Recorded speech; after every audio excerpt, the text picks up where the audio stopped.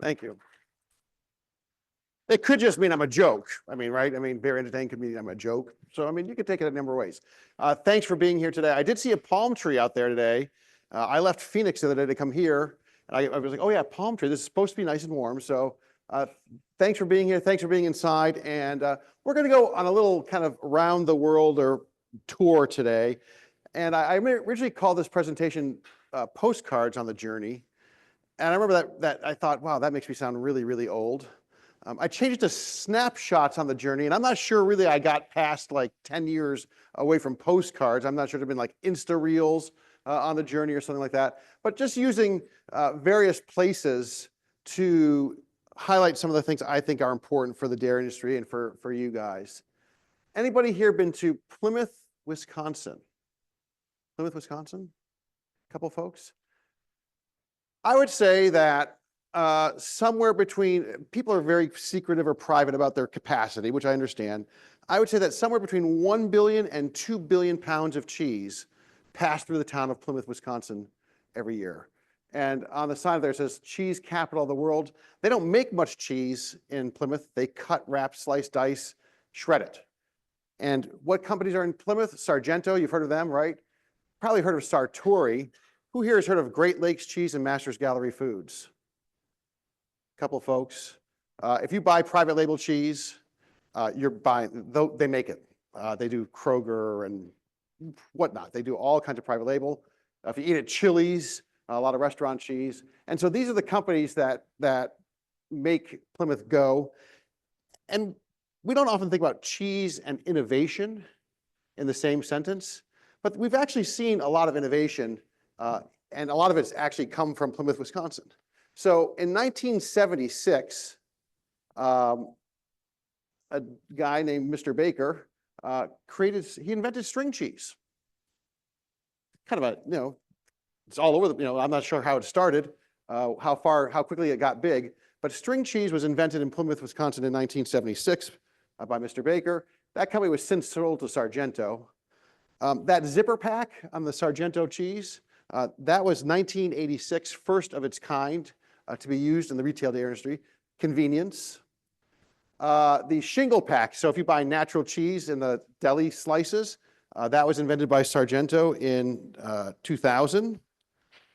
Sartori cheese. Anybody ever had Sartori Belvitano cheese? It might be the best cheese in America. It might be one of the best cheeses in the world. And they have like these different flavors like pepper rubbed, Merlot rubbed, whiskey rubbed. I like the pepper rubbed myself. That was invented in 2008. And it really brought specialty cheese to the masses. It's kind of a specialty cheese, but you can find it in a lot of places. Very popular product. Balanced breaks, Sargento invented that in 2015. And if you're lazy like I am, and it's very hard work to cut cheese, and these extra sharp white cheddar clamshell pack of the pre-sliced cheese, that was also invented, I believe, in Plymouth, Wisconsin, 2016. So innovation. Who would have thought that cheese would have innovation behind it?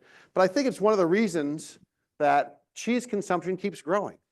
It's a really, really good news story for dairy producers. Year after year after year, we see pretty decent growth in cheese consumption. 2023, the last year for which we had data, more than 42 pounds per person. We were at less than 29 pounds 20 years earlier. So a good news story. Butter. Butter was a certified killer for a while, right? I mean, it was on the don't list, but butter's profile has come back. It's elevated. 2014, Time magazine says, eat fat, eat butter. It was on the cover of Time magazine, 2014. Look what's happened to butter consumption, really good. And something about this gain in cheese consumption that is worth noting. So I took the graph of fluid milk, beverage milk consumption. Those are those light green bars on the bottom. That hasn't been as good news of a story. But when you take cheese consumption and multiply it by 10, which equals the pounds of milk, you can see that cheese has carried the category, has carried demand forward, and offset a lot of those losses in fluid milk. Not that we want to dance on anybody's grave, but it's also worth pointing out that fluid milk is having a good year in 2020, had a good year in 2024. Might be the first up year in fluid milk since 2009. Pretty long losing streak. Couple things that work there. But one thing that's going on is that alt milk, the almond milk, cashew milk, all that stuff, down 5% in 2024 by volume. Third year in a row that that's lost. Anyone have a theory why that might be? What was that? Oh, I won't repeat that. I caught it late. I would just say in polite company, it's not a very clean label, right? There's, I think as we look at, what's the label on milk? Milk, right? So I think that, the play of this stuff as being a healthy food alternative, kind of falls flat. And one of the things that the fluid people have done really, really well at is lactose free. On beverage milk, products like Fairlife have really done well. And so I think that pushes back against the alt milks. I'm also guessing cost is a factor because this stuff is expensive. And others who say it doesn't taste very good. It was one very transparent review from the back of the room. We barely averted a national tragedy this weekend, ladies and gentlemen. TikTok almost went away. But I do think it's kind of, funny, haha, but in a way, I am fascinated with consumer trends and influencers and what makes things go. And if you look at the data, it says that 53% of the content consumed by adults on TikTok is recipes and cooking stuff. And we've had a couple of phenomenons for dairy as a function of this. The most tangible and biggest one has been cottage cheese. This is a category that was dying when my parents were my age, right? It peaked in 1979. And then down, down, down. And look, over the past 2 years, cottage cheese up by more than 25%. Butter boards, anybody heard of butter boards? Right? That was a thing for a while. We had a feta cheese recipe show up on social media, really sent things forward. And what's the latest one? I was talking to a CPG branded cheese company one day, and they said, Phil, you forgot to mention chunk cheese because there's a whole trend in social media where you're supposed to shred your own cheese. Like, don't buy the pre-shredded stuff. It's not as good as when you shred your own. And this company, which sells both chunk cheese and shredded cheese, said, we have noticed a big, big increase in chunk sales and a decrease in shredded sales as a function of this. So just very interesting today. What works in marketing? What can catch on? And I think, we'll talk about protein in a little bit also. So just kind of fun. We are all going to live because TikTok did come back. It was dark for maybe 12 hours. This map might be the most popular thing that we've ever done at Everag. This is a remarkable story. And this is a remarkable story because it reflects belief in you. It reflects belief in the US dairy industry. Nowhere else in the world are we seeing anything close to this kind of investment in the dairy industry. This map represents 2024 forward, all the projects that are on the board. Now, some of them are open and done and they're off the map for 2025, but look at all of these investments. This is billions of dollars of investment in dairy. And even some, we have this Walmart plant down here. Where was it? I lost it. Yeah, Walmart in Georgia. All kinds of different stuff going on. If you don't think that people are bullish on the US dairy industry, they wouldn't be spending this kind of money on this kind of infrastructure. And some of these are big plants, mind you. So this is a very, very good news story for the industry and for you. I don't know. I'm sure I've been to Exit 59 somewhere. I'm not sure I've been to an Exit 59 that features both a Shoney's and a Taco Bell. But we're going to talk a little bit about the economy and food for a second. So this is our second postcard or snapshot. Has anyone here noticed that it's expensive to go out to eat these days? I sat down with my phone a couple weeks ago and just opened the favorite apps that we use, Plourd family. The Plourd family go-to lazy lunch order is the 2 subs from Jimmy John's. No chips, no cookie, no soda. $20. They ask you to tip too. Papa John's Pizza, you can find a cheap pizza, but you have to work at it. $26 for bacon mac and cheese and chicken bacon rancher at Panera Bread. I think this has become a problem for demand and consumption generally. If you look at it, going back 4 years, so basically pre-COVID, food away from home inflation, prices are up 25% year over year, or 25% over that 4-year period. We haven't seen anything like that since the 1980s. And in the same time frame, wages are up about 14 or 15%. So wages are up, but they have not kept up with the cost of restaurant meals. And so I think people are saying, oh, wow, that's not very good. And I don't think we're eating out as much. And we like people, from a dairy industry perspective, we love big pizza, right? We love fast food because they use a lot of cheese. So it's been a bit of a slog. And I think this inflation story is, overall inflation is stubborn. So last week, the Bureau of Labor Statistics said that headline inflation was up 2.9% year over year. Now that's way off the highs that we saw in 2022, but it's the third month that we've been up on a year over year basis. And if you just look at these different categories, so this is all, food is kind of food away from home, food generally, food at home, they're not as bad. But look at housing, rent, transportation. Anybody notice your insurance bills going up? That gets reflected in the transportation number for auto insurance, certainly on the housing for homeowners insurance. So what I call the unavoidables are expensive, generally speaking. You can't avoid homeowners insurance if you own a home. You can't avoid car insurance if you own a car. You have to pay for rent, shelter somehow, right? And so, these unavoidables, electricity is another one, really, really high. So overall inflation has been stubborn, and I think this has the consumer on his and her heels a little bit. And when you talk about restaurants, it's interesting. So the Bureau of Labor Statistics started keeping track of restaurant price inflation in 1954.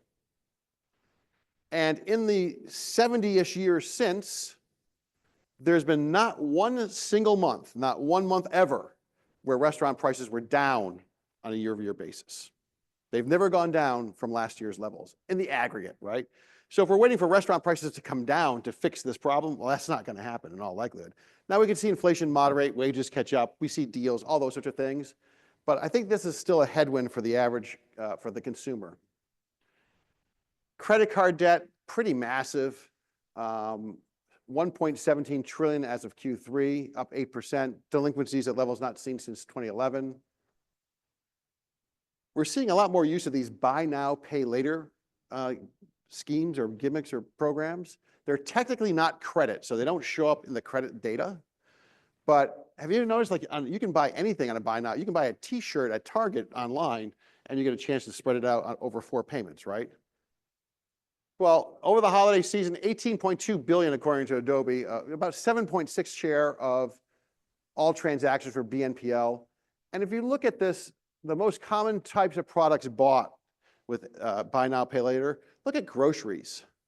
In 2024, 27% versus 19% in 2023. I don't know. I don't think that the average consumer has gone on some sort of drunken spending spree and saying, let's just spend. I believe that we're seeing this data, we're seeing consumer credit data. I think that all reflects middle and lower income households up against it inflation-wise and turning to various credit mechanisms to just stay up and stay ahead. There's no data that suggests, if you look at electronic stores and furniture stores, discretionary spending areas, they are not doing great. So it's not like, oh yeah, we're just going to go buy new sofas. I think we got to buy groceries. And so I think that's a headwind for the average consumer, for many consumers. And there's also the other reality that are we just eating less? I told you restaurant sales are down, or the growth in restaurant sales has been flat. Grocery store sales about the same. And so when you wash inflation out of the data, I have this little metric, my inflation adjusted store sales. This reflects volume at the end of the day. And we're just kind of slumping. Anyone got a theory on why that might be? I've given you inflation, right? One thing. Yeah.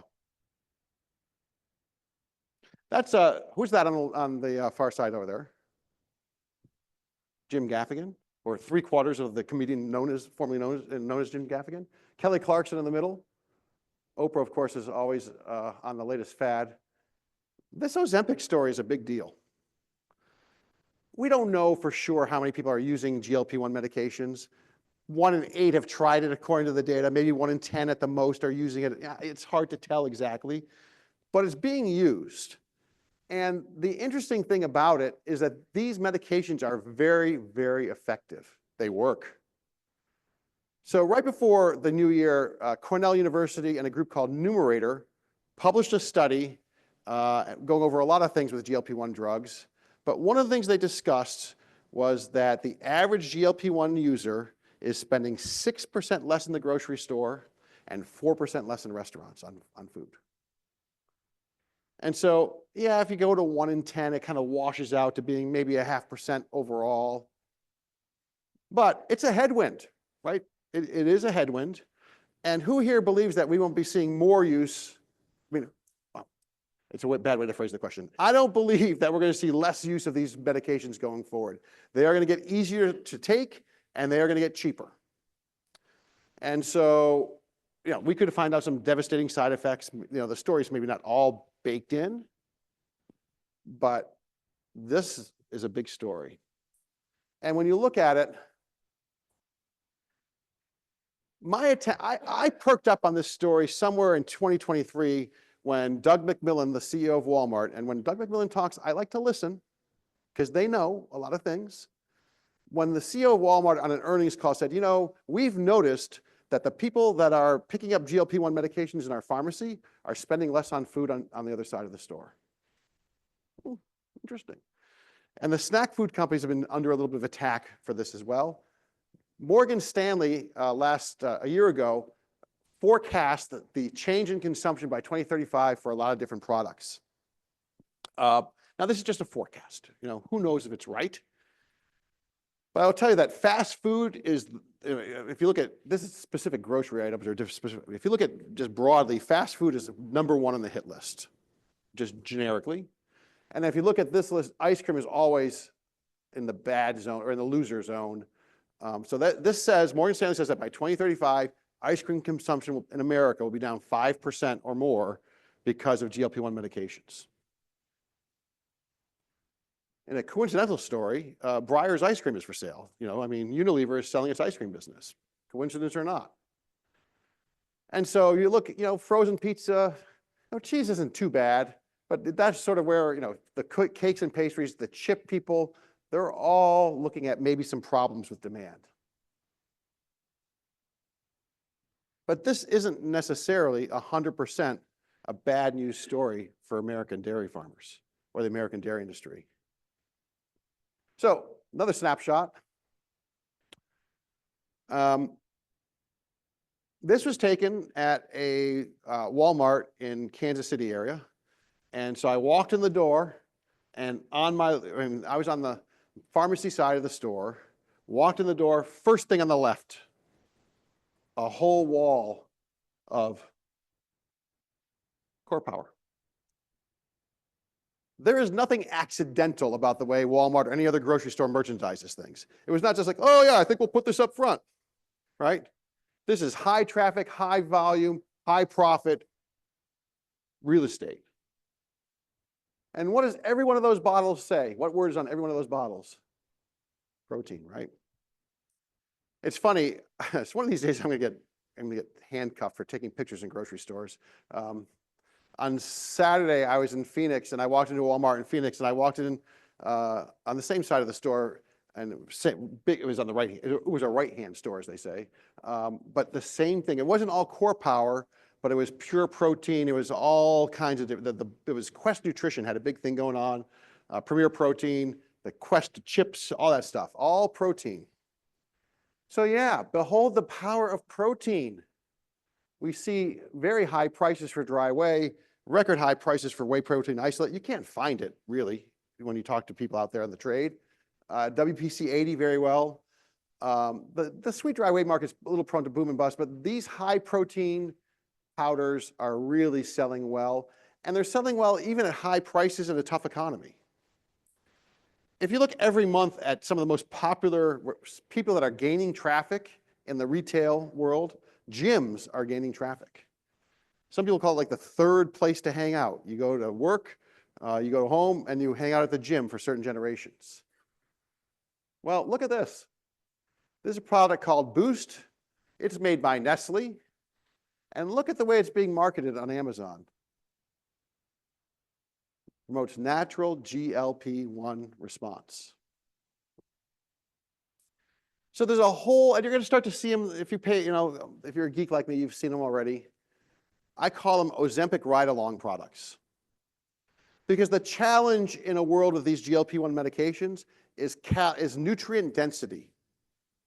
Right? You're eating fewer calories. You kind of have to make them matter, if you will. And so the push for protein on these GLP-1 diets and among users is really, really big. And so this is a good news story for dairy. I think it's one of the reasons that fluid milk has done pretty well. Protein milks, ultra-filtered milks, higher protein content. Certainly that core power stuff is really crushing it these days. And so, yeah, I mean, if you own an ice cream company, mass market ice cream type stuff might be a little, compromised in this world. And certainly if you're making potato chips, you might wonder, but it's not all a bad news story for the dairy industry because of this GLP-1 medications.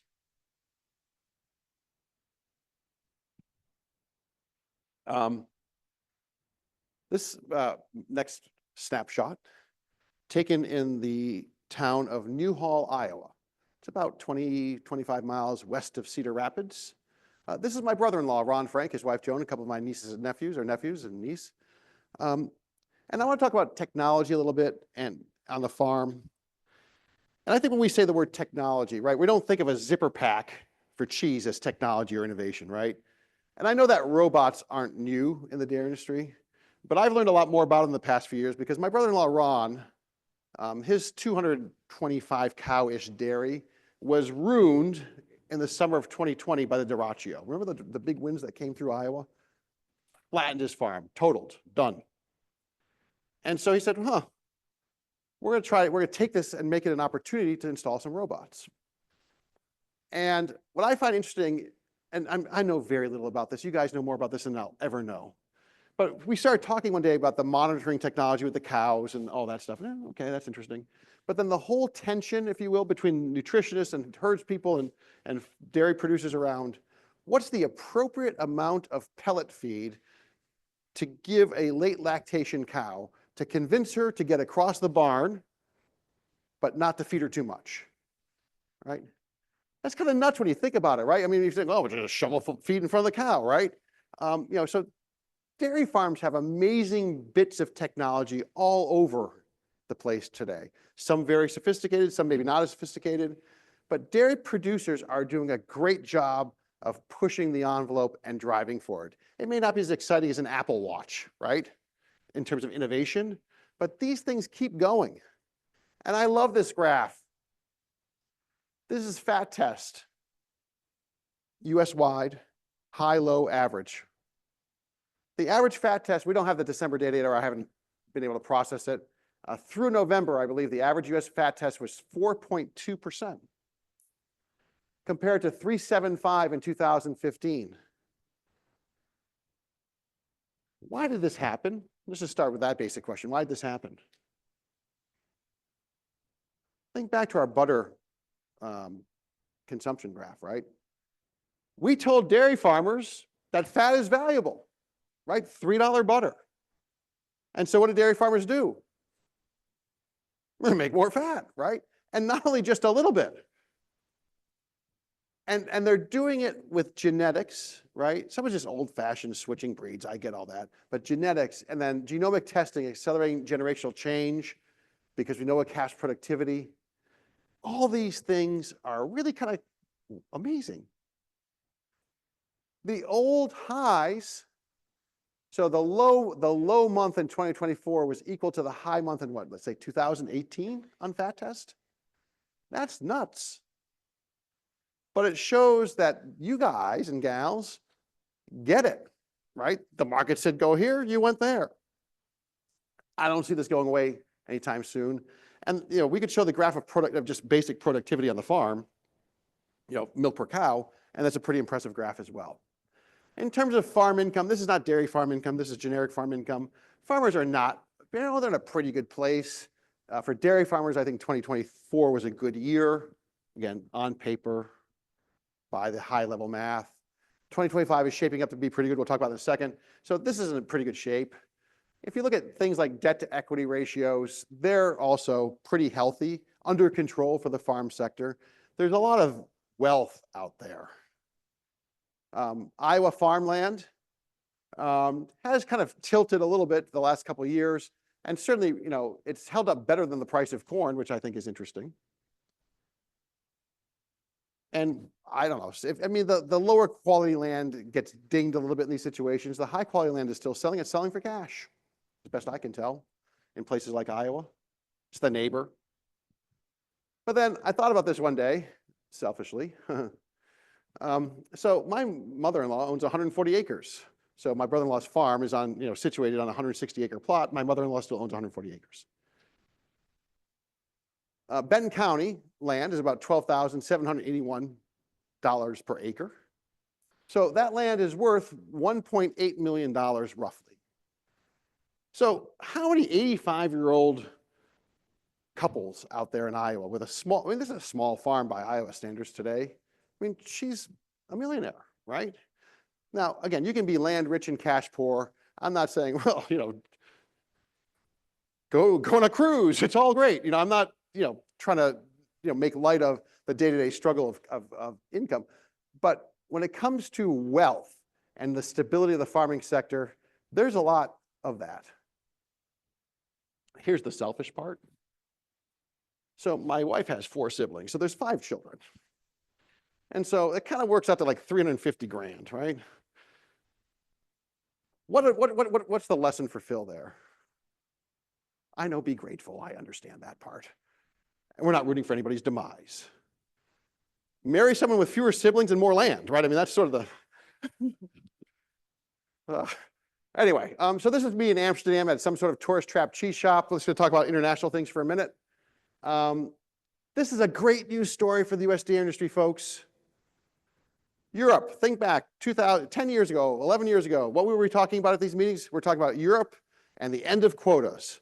And here comes the milk in Europe, because after 2 or 3 generations, European dairy farmers could make however much milk they wanted. And for a while, it looked like they were going to do it. More and more milk, investment. And then what happened? Yeah, the green agenda advanced. And cow numbers in Europe down, down, down, down. And there's no way they're not down in 2024. This is great news when your competitors are waving the white flag, right? Europe is 1.5 times bigger than the US in terms of milk production. Europe dominates global trade in dairy. And they're saying, we're getting out. They're not saying it explicitly, but that's what we're seeing in terms of their behavior. When you look at total solids of exports, it looks like they peaked maybe in 19. They're going to export less, or their export share is not going to grow by nearly as much going forward. They will not milk more cows in the Netherlands in 5 years than they are today. Germany, France, Ireland, same story everywhere. Before quota removal, they talked about Ireland like it was the New Zealand of Europe. Look at all this grass and all this open space. We're going to be a huge industry in Ireland. Nope, not going to happen. So this is a good news story for US dairy farmers. We can talk about skim milk powder and non-fat dry milk. We can talk about things like ESL milk overseas. Cheese is the biggest deal for the US. And I could show you a graph, I didn't have it with me today, that shows in years where we have big exports, we have high prices. Net cheese exports in 2024 through November, plus 560 million pounds. That means we exported 560 million pounds more than we imported. Was 2024 a pretty good year for dairy producers, price-wise? Yep. 2023, we exported less. Was 2023 a good year for dairy producers in the United States? Not really, right? We saw pretty low prices. And so this is the biggest deal. When the US exports a lot of cheese, prices are generally strong. Well, if the French and the Germans and the Dutch are doing less of that, we get to do more. I will say this, though.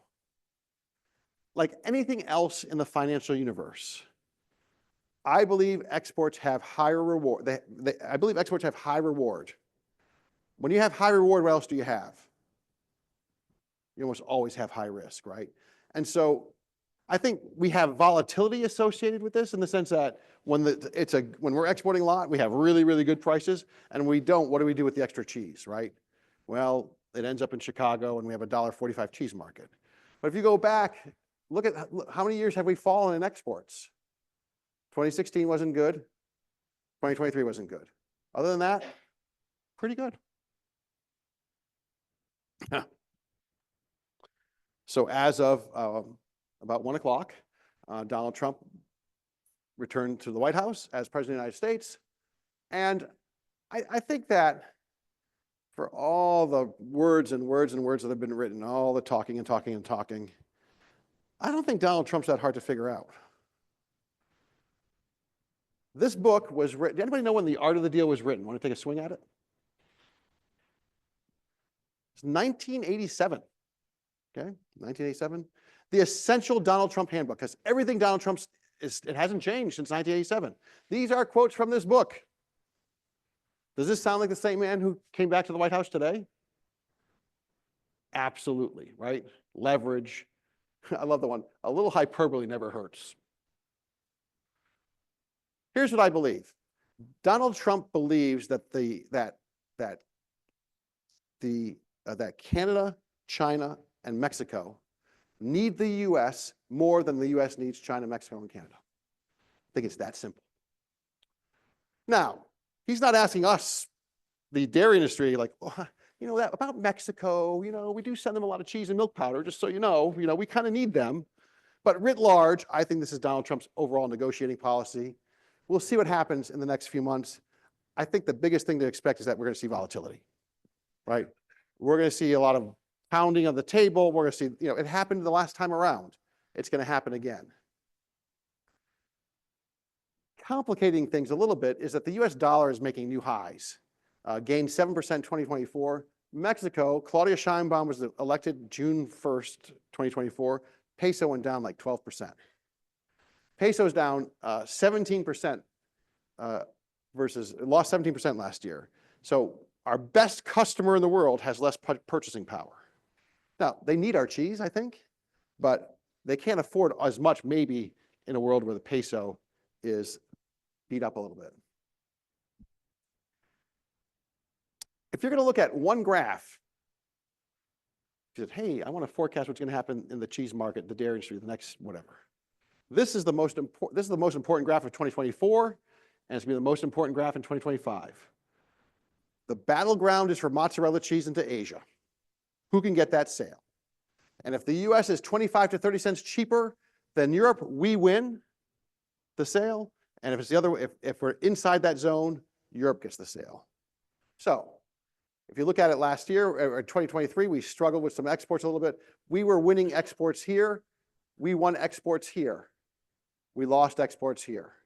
Right now, we are shipping cheese against deals that were made this summer when cheese futures were $1.90 and the price of mozzarella was $2.30 or $2.40 per pound in Europe. Well, now these lines have touched. We're not getting any new deals. I think that means the second quarter is going to be a little bit rough because the cheese that, the shipments are going to go down in Q2. It's already kind of baked in the cake. So we publish this all the time if you're interested in it. All right. What's this movie? Greatest trading movie ever made. What does this have to do with me? Well, not much, other than this movie was actually filmed at Four World Trade Center. And it's where the New York Mercantile Exchange, the Coffee, Sugar, and Cocoa Exchange, the New York Cotton Exchange, and the COMEX all shared quarters. And my first job out of college was actually working for the New York Merc. And then I went on to work for Coffee, Sugar, Cocoa. There are some extras in this movie that were still working on the trading floor when I got there.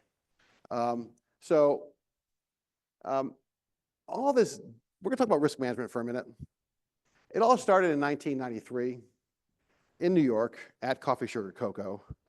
Just a little funny. My job, June 15th, 1993, we launched cheddar cheese futures and non-fat dry milk futures. They traded for an hour a day. We had a big party the day we launched. And my job was getting Elsie the Board and Cow onto the trading floor at World Trade Center. It was before the 1993 bombings that happened, I think, in the fall. So the security, I mean, I don't know what happened with the security post, it got tighter. But we got Elsie on the elevator. We got her up to the 8th floor. We brought her, she was on the trading floor. We brought her to the cocktail reception. It was really a fun time. But it's kind of funny from a risk management perspective. It's gone from exotic to essential. And that's the point here. In 1992, when I first started talking about dairy futures to audiences, I could have been talking about alien space landings and it would have had the same impact. What are you talking about? Today, it's an essential part of the conversation. I just wanted to talk for a minute. DRP has changed risk management materially and forever and in a positive way. Crop dairy revenue protection insurance is a huge asset for dairy producers. We're up to 25 to 30% of milk production conducted by DRP. Right now, there are good levels available for 2025. We don't buy insurance so we win. If we collect premium on insurance, something bad has happened. But in point of fact, since the program began, $600 million in net payouts to dairy producers cumulatively. And here's the point. Risk management is not going to get any less important in the years ahead. I mean, Donald Trump's back as president, right? Love him, hate him, uncertain about him. We're going to have volatility, right? We're going to have volatility for any number of reasons. And there's money on the table for 2025. I'd encourage you to take a look at it. We'll skip that for now. If you're interested, 20 seconds of advertising before we get to questions. If you download our Vault app, EverAg's Vault app, you have access to all kinds of market data. If you're a client, you get really good position data. You also get all of our insights on the app. So it's Vault Mobile. You can download that app. It gives you really cool access to our tools. And I'm going to have to leave today. I'm trying to get out before the weather turns bad. But Matt Wolf, are you here, Matt Wolf? Yeah, Matt over there in the back corner. Matt is my colleague, and he's here to answer any questions about markets and risk management in my absence. Okay, here we are. Where are we? Savannah, right? We're at the beautiful Marriott Savannah. The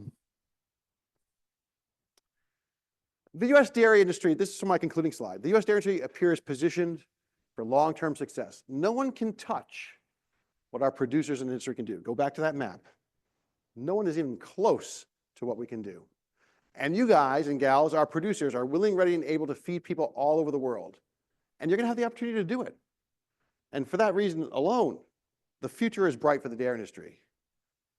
But we're going to see volatility, and we might even see more of it along the way. It's not all the promised land here, right? But I do believe we're positioned for really big success. I'm not going to get hired anytime soon to be a motivational speaker for an hour. I'll give you 2 bullet points. How's that? Act instead of react. This applies to everything. It applies to life as far as I'm concerned, act instead of react. But when it comes to like markets and risk management, was where I live a lot of the time, don't call me when the price of milk is $13 and say, oh, what can I do now, right? When milk is $20 and above, whatever. I mean, sell milk when milk prices are high. Act. Don't react when the prices are low. And then this game is about survive and advance.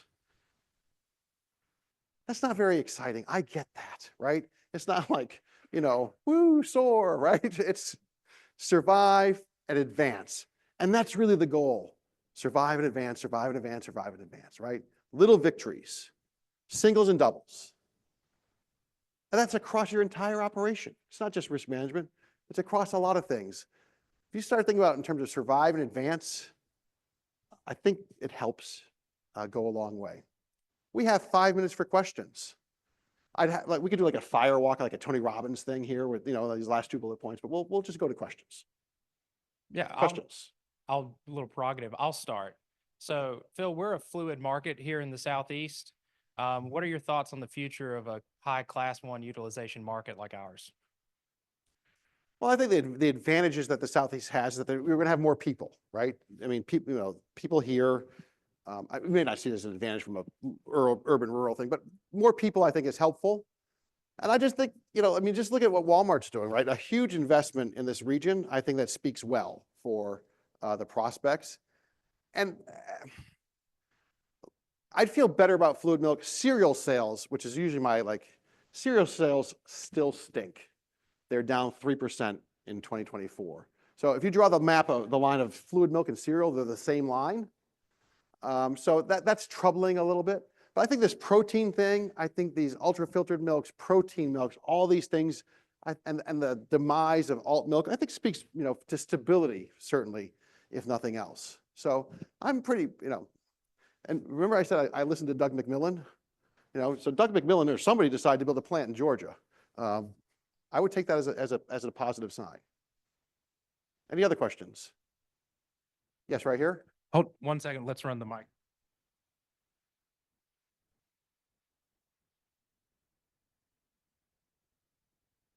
Looking at a world market, not that they're a very efficient producer, but how is India going to play into this? Looks like every year they're up and up. I mean, yeah, from an academic perspective, you just look at, the number of animals and milk per animal and all that stuff, and you think, oh, there's a lot of potential here, but it's just the infrastructure is so far behind. And the model, the basic subsistence model is, I mean, it's just, I don't know what comes in and drives the scale.